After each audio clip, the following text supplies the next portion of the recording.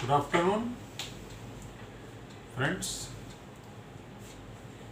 You are welcome to this PSA master channel business acumen series. आप सब लोगों का PSA मास्टर की व्यापार की समझ सीरीज में स्वागत है।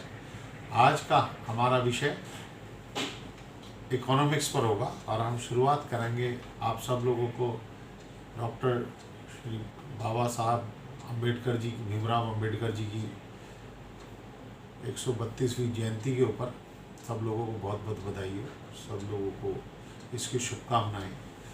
और आज मैंने टॉपिक इसलिए चलाया कि आज उनका जन्मदिन है। बाबा साहब को हम लोग फादर ऑफ इंडियन कॉन्स्टिट्यूशन के नाम से जानते हैं कि संविधान निर्माण में उनकी एक बहुत महत्वपूर्ण भूमिका बन रही।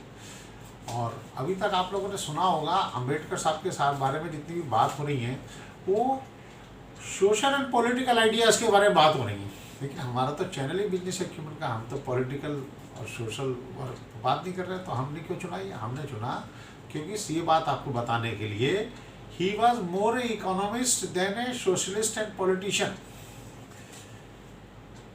Due to political hegemony in the country,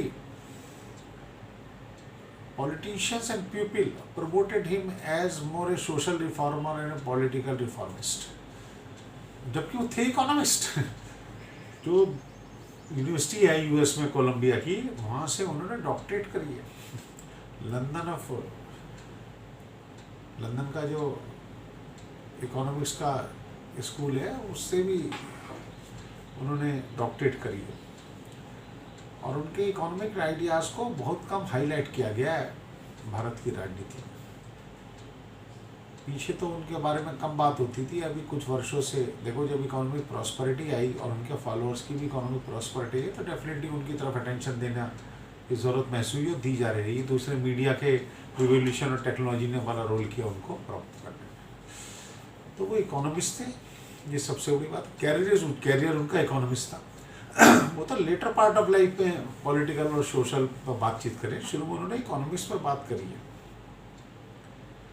आप समझिए, जो लंदन स्कूल ऑफ इकोनॉमिक्स है वहाँ से उन्होंने डॉक्टरेट किया है। उन्होंने बुक पब्लिश करी। उनका क्या था? मैनेजमेंट ऑफ रूपी। याद रखिए, मैनेजमेंट ऑफ रूपी। करेंसी को मैनेज करना सबसे स्मार्ट गेम होता है। डॉलर क्यों वैल्यू है और रुपये की वैल्यू क्यों कम है? करेंसी मैनेजमेंट का तो खेल है सर। और बाबा साहब ने बहुत पहले इस चीज़ पर बोला, लेकिन उस पर कम बातचीत हुई है। तो मैं बता दूं, दो तरह के स्टैंडर्ड होते हैं। गोल्ड स्टैंडर्ड होता है, गोल्ड एक्सचेंज स्टैंडर्ड होता है। गोल्ड स्टैंडर्ड में क्या होता है? या तो गोल्ड की करेंसी चलेगी या जो भी करेंसी है वो एक्सचेंजेबल इन गोल्ड होगी। और गोल्ड एक्सचेंज स्टैंडर्ड जो है, जिसके पक्षधर थे जेएम कीन्स, बाबा साहब थे गोल्ड स्टैंडर्ड के पक्षधर। जेएम कीन्स का डेवलपिंग इकोनॉमिक्स में काफ़ी नाम रहा। 1929 की मंदी उतारने में उनका बड़ा नाम रहा। उन्होंने जो है गोल्ड एक्सचेंज स्टैंडर्ड को प्रमोट किया था। और शायद उसकी वजह ये भी थी कि he wanted to bring the western part of the world out of economics crisis. तो उन्होंने गोल्ड एक्सचेंज स्टैंडर्ड में क्या, पेपर करेंसी होती है जो एक्सचेंजेबल होती है, या गोल्ड में या फॉरेन एक्सचेंज रिजर्व, उन कंट्री की जो गोल्ड स्टैंडर्ड को फॉलो कर सकते हैं। देखिए, गोल्ड एक्सचेंज स्टैंडर्ड पर बाबा साहब ने कहा इसको मैनिपुलेट किया जा सकता। गोल्ड स्टैंडर्ड को मैनिपुलेट नहीं किया सकता, वो इसके लिए इसके फेवर में थे। तो ये बात मेरे ख्याल से आपको क्लियर होनी चाहिए। बाबा साहब के इकोनॉमिक्स में व्यू बहुत ही इंपॉर्टेंट थे। और सबसे इंपॉर्टेंट था, उन्होंने गोल्ड स्टैंडर्ड को फेवर किया था, ना कि गोल्ड एक्सचेंज स्टैंडर्ड को, विच इज़ प्रिवेलेंट। और उनके जो मेन रिसर्च था वो स्टेट और सेंटर के फाइनेंशियल रिलेशंस के ऊपर था, जो कोलंबिया यूनिवर्सिटी में उन्होंने पेपर सबमिट किया था। और एक गाइडेंस उनकी जो थी वो एक एडविन थे, जो पब्लिक फाइनेंस पर एक बहुत बड़ी ल्यूमिनरी रहे। उनकी गाइडेंस में उन्होंने लिखा था, उनका कहना था हर जो स्टेट यूनिट हो, देखिए स्टेट का मतलब नहीं उत्तर प्रदेश मध्य प्रदेश से मतलब नहीं, उनका मतलब जो भी पॉलिटिकल गवर्निंग यूनिट हो, whether it is a village panchayat, district और स्टेट, वो सब अपना मैक्सिमम एक्सपेंसेस को अपने रेवेन्यू से जनरेट करें। यहाँ उनके विचार गांधी जी से एग्रीमेंट में थे कि गांधी जी भी कहते थे सेल्फ सस्टेन्ड विलेज इकोनॉमी। तो वो भी ये कहते थे कि जो हमारी स्टेट यूनिट हो और वो हो किसी दूसरे पर ना डिपेंड करे अपने खर्चों के लिए, बाय एंड लार्ज खर्चे वहीं से मीट आउट होने चाहिए, बारिंग सम एक्सेप्शन और सम स्पेशल डेवलपमेंट रिसोर्सेज। और उन्होंने 1918 में एक ऐसे भी लिखा, फार्मिंग एंड फार्म होल्डिंग पे लिखा। उनका मानना था भारत में सबसे बड़ी समस्या जो गरीबी की और एग्रीकल्चर में वो है स्मॉल होल्डिंग और बार बार जो पार्टीशन हो रहा। लेकिन कंसोलिडेशन के जो पेपर सबमिट हो रहे थे कंसोलिडेशन ऑफ लैंड हैंडी के, वो फ्लॉड थे, he was not happy with that, क्योंकि उसमें कहीं ना कहीं वेस्टेड इंटरेस्ट वाले लोग अपना बेनिफिट करने के लिए फ्यू वेल्दी फार्मर्स के बेनिफिट का ज़्यादा स्कीम आ रही थी। तो जब बॉम्बे लेजिस्लेटिव असेंबली में उन्होंने स्पीच दी थी तो उन्होंने यही कहा था कि जो आप लाए हो कंसोलिडेशन होना चाहिए, लेकिन जो कंसोलिडेशन का तरीका है वो आपका समस्या का समाधान नहीं कर रहा, तो बेटर ड्राफ्ट करो। उनका मानना था कि लैंड होल्डिंग जो होनी चाहिए वो, देखिए लैंड से प्रोडक्टिविटी केवल ज़मीन होने से प्रोडक्टिव नहीं होगी जब तक उसके other factor of production, labour और इक्विपमेंट नहीं लगेंगे।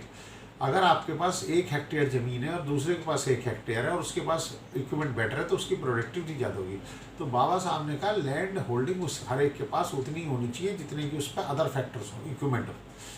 तो लैंड होल्डिंग का जो बंटवारा है वो इक्विपमेंट आधारित होना चाहिए कि जो कैपिटल स्टॉक है उस पर कितना है। अब आपके लेबर ही नहीं है तो आप लैंड का क्या करोगे? तो लैंड उसे ही दो जिस पे लेबर और कैपिटल इक्विपमेंट्स अवेलेबल हो। तो वो इसके फेवर में थे। और उन्होंने ये कहा कि जो देखिए डिस्गाइज एम्प्लॉयमेंट को 1954 में करा, इकोनॉमिस्ट हुए थे मशहूर आर्थर लुइस। बाबा साहब ने 1927 में लिख दिया था उस चीज़ को। जो फार्मर्स की आइडियल लेबर है उसका इस्तेमाल इंडस्ट्रियलाइजेशन, यहाँ वो नेहरू जी से इत्तेफाक रखते थे कि भी इंडस्ट्रियलाइजेशन होना चाहिए, क्योंकि सरप्लस लेबर को काम कैसे दोगे?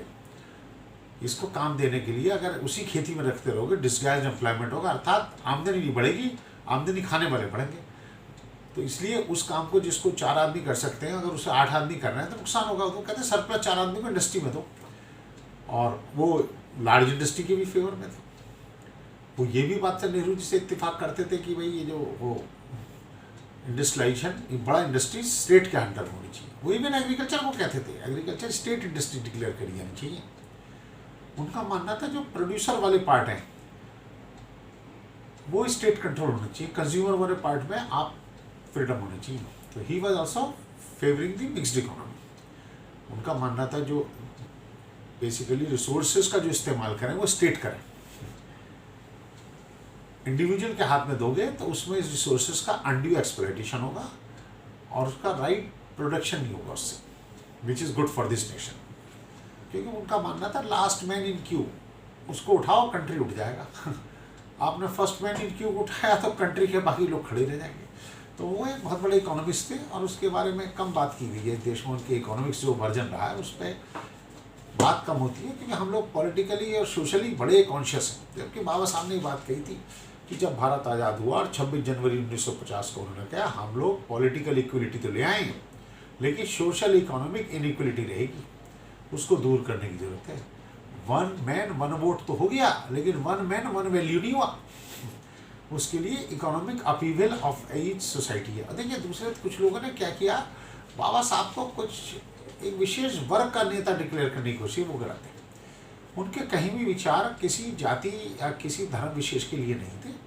उनके विचार बेसिकली देश की गरीबी और समस्याओं को दूर करने के लिए थे। It was meant for everybody, उससे और में लिए। उनकी नज़र हमेशा लाइन में आखिरी खड़े आदमी पे जाती थी, ना कि लाइन में पहले खड़े आदमी पे। बाकी नेताओं से वो इसी में डिफरेंट थे, इसीलिए रिवॉल्यूशनरी कहा गया उनको। ऐसी बात नहीं है, वो कोऑपरेटिव मूवमेंट की फेवर करते थे, वो रिवॉल्यूशनरी सोशलिस्ट थे। उनका विचार थोड़े डिफरेंट थे उससे बाकी नेताओं ने, क्योंकि उस समय के ज़्यादातर नेता फ्यूडल लॉर्ड से इन्फ्लुएंस थे, तो मेजॉरिटी उनके खिलाफ हो गई उस चीज़ में। बहुत सी चीज़ें उनकी जो इकोनॉमिक्स सोच थी उसको इंडिया में आगे चलन नहीं हो पाया। आज थोड़ा थोड़ा सरकारें कर रही हैं और बहुत स्कीमें भी उनके नाम से निकली हैं हर स्टेट में। देखिए अभी भी कोई अम्बेडकर साहब के नाम से कोई स्पेशल बिजनेस रिलेटेड कोई गवर्नमेंट की कंसोलिडेटेड स्कीम नहीं है। स्टेट गवर्नमेंट की छोटी छोटी स्कीम आ रही छोट छोट में, बट कोई consolidated reform to follow his economic vision नहीं होगा। उनकी समर्थक सरकारों ने भी कभी नहीं किया, ज़रूरत है उसकी करने की। उनकी इकोनॉमिक सोच भारत के लिए बिल्कुल ठीक थी, बिल्कुल सही थी, गलत नहीं थी उसका, लेकिन काम नहीं हो रहा उसमें। फिर लैंड होल्डिंग की बात होगी। हमने कहा कि लैंड होल्डिंग को कहते थे आगे द फैक्टर ऑफ प्रोडक्शन हो तब, और डिस्गाइज एम्प्लॉयमेंट उन्होंने 27 साल पहले बता दिया था। अंग्रेज इकोनॉमिस्ट ने बाद में बताया, वो तो ले गए नोबेल प्राइज़ जीत के, क्योंकि भारत देश के नागरिक थे, इन्हें नहीं मिला नोबेल प्राइज़। ये भी अगर वेस्टर्न पार्ट के होते थे नहीं भी मिल गया होता, क्यों। दूसरे उनका कहना था कि जो हम जिस तरह लैंड की कंसोलिडेशन कर रहे हैं ये ठीक नहीं है, इससे हम बेसिकली लैंडलेस पॉपर्स क्रिएट कर रहे हैं और वेल्दी फार्मर्स की लैंड कंसोलिडेट हो रही है। तो वो इसके फेवर में थी। और उन्होंने जो अपनी थ्योरी बनाई वो सब उनके जो पॉलिसी पोजीशन थी, जो हर पॉलिसी पर वो अपना स्टैंड रखते थे, वो कभी ये कह के नहीं रखते थे किताब में क्या लिखा, ना ना ना, वो कहते थे जमीन पे क्या हो रहा। वो हमेशा ग्राउंड रियलिटीज़ में बात की उन्होंने, एम्पेरिकल एविडेंस पे, प्रैक्टिकली एविडेंसेस को देखा, उससे कलेक्ट की इन्फॉर्मेशन, तब अपनी पॉलिसी पर उन्होंने स्टैंड लिया। उन्होंने स्टैंड इस बात पे नहीं लिया कि फला ऑथर ने लिखा और फला थ्योरी में लिखा, ना ना ना, वो किताबी ज्ञान पे कम ध्यान देते थे, वास्तविक ज्ञान पर बहुत ध्यान देते थे। इकोनॉमिक्स के मामले में उनका बड़ा स्टैंड क्लियर था, हमेशा उन्होंने ज़मीनी हकीकत को देख के गई। और बात भी ठीक है। और वो ऐसा नहीं है कि वो स्टेट कंट्रोल इकोनॉमिक फिल्म नहीं, वो स्टेट से ये चाहते थे कि स्टेट एग्रीकल्चर इंडस्ट्री कंट्रोल रखे, बड़ी बड़ी इंडस्ट्री को कंट्रोल रखे, लेकिन कंट्री की इकोनॉमी फ्री होनी चाहिए, जिसे लेसेस फेयर कहते हैं। और रिवर्सिंग सोशल थे। और उन्होंने कहा बहुत काम करना है पॉलिटिकल इक्वलिटी लाने के बाद, सोशल और economic equality, one man one value का प्रिंसिपल को उन्होंने फार्मूला दिया, उस पर काम नहीं हो रहा है। क्योंकि बार बार जो भी सरकार आती थी कि एक बात है, इनइक्वलिटी ऑफ इनकम को दूर कर दो, बाबा साहब के सारे विजन पूरे हो जाएंगे। बड़ी साफ सी बात कहता हूँ, जो अमीर गरीब का गैप है वो कम रिड्यूस करते रहो, उनके मिशन पूरे हैं। और उनकी इकोनॉमिक्स इसी बात पे केंद्रित थी कि भाई ये इक्वलिटी गैप जो है, इकोनॉमिक इनइक्वलिटी जो है, यही सारे सोशल इवल्स की जड़ है। दुनिया में दो ही वर्ग है, गरीब और अमीर, बाकी सब वर्ग तो लोगों ने अपना पॉलिटिकल इंटरेस्ट को सर्व करने के लिए बना रखे हैं। समय समय पर अलग अलग हिसाब पे हुए, किसी ने कुछ बना दिया, किसी ने कुछ बना दिया। तो हमको पॉलिटिकल सोशल ज़्यादा रिफॉर्मिस्ट से मतलब नहीं, हमारा तो व्यापार की समझ है। तो हम व्यापार की समझ में कहते हैं, जो लोग व्यापार में तरक्की करना चाहते हैं वो बाबा साहब के इकोनॉमिक विज़न को भी समझें। आप अपने क्षेत्र में अपने बिजनेस को प्रॉस्पर तभी कर सकते हैं जब आप वहाँ की सोसाइटी को राइट तरीके से इकोनॉमिकली सर्व करें, उस पर काम करेंगे, तभी आपको सफलता हासिल होगी। तो आज मेरे ख्याल से मैंने काफ़ी कह लिया। और जितनी बात है कि इकोनॉमिक एक्सप्लॉयटेशन के बाबा साहब बहुत खिलाफ थे, ये जो आर्थिक शोषण होता है दैट इज़ नॉट फेयर। और इसको तो रोकने के लिए हर सरकार भी कोशिश कर रही है, ऐसा नहीं कर रही, वर्तमान सरकार भी बहुत कोशिश कर रही है, लेकिन वो कोशिश के पीछे इंटेंट भी है। मैं इंटेंट भी खराब नहीं मानता, कहीं ना कहीं मगर स्किल की कमी है। आई विल ऑलवेज एडवाइज कि राइटियस इकोनॉमिस्ट को हायर कीजिए अगर कंट्री के लास्ट मैन को आप उठाना चाहते हैं, तरक्की चाहते हैं। तो मैंने पुनः बाबा साहब की जन्मतिथि पर सब लोगों को बहुत बहुत बधाई। और मेरा सब लोगों से यही अनुरोध है कि उनके इकोनॉमिक विजडम को फॉलो करें। और कंट्री में जो हमारी इकोनॉमिक प्रोडक्शन रिसोर्सेज हैं, they should be in the hands of the state. अभी 2013 में जो एक एक्ट पास हुआ है जिसमें कि फार्मर प्रोड्यूसर ऑर्गेनाइजेशन बन जाती हैं, और अभी किसान आंदोलन भी चला था, ये प्रपोज तो यही किया गया, प्रीच किए बाबा साहब के विजन के ऊपर, लेकिन इसमें फ्लॉ है। फ्लॉ ये है, इसमें हम वो जो कह रहे हैं लैंडलेस पॉपर्स क्रिएट हो जाएंगे, उसकी आशंका है। छोटा किसान, छोटा मजदूर पीछे न खड़ा रह जाए। तो सरकार को ऐसा कुछ विज़न बनाना चाहिए कि we should lift the income level of, जो कि सरकार कहती भी करना चाह रही है, करना चाह भी रही है, मना नहीं करता। देखो किसी की इंटेंट खराब बताना गलत है, नीयत भी होती है, चाहते भी हैं। और जब सबका पॉलिटिकल माइलस्टोन है तो of course they would like to do it, लेकिन साथ में कहीं ना कहीं स्किलफुल लोगों को हायर करना चाहिए जो कि उनके इस मिशन को पूरा करा सकें। अदरवाइज वेस्टेड इंटरेस्ट वाले लोग हमेशा सैबोटेज करेंगे और इकोनॉमिक अपीवल में दिक्कत करेंगे। तो एक बार फिर कहते हुए कि बाबा साहब को आप लोग एज ए इकोनॉमिस्ट जरूर पढ़िए। Thank you, all the best. अगर आपको वीडियो अच्छा लगा हो तो इसको लाइक करें, लाइक का आइकन दबाएं और हमारे चैनल को सब्सक्राइब। Thank you friends. नमस्कार।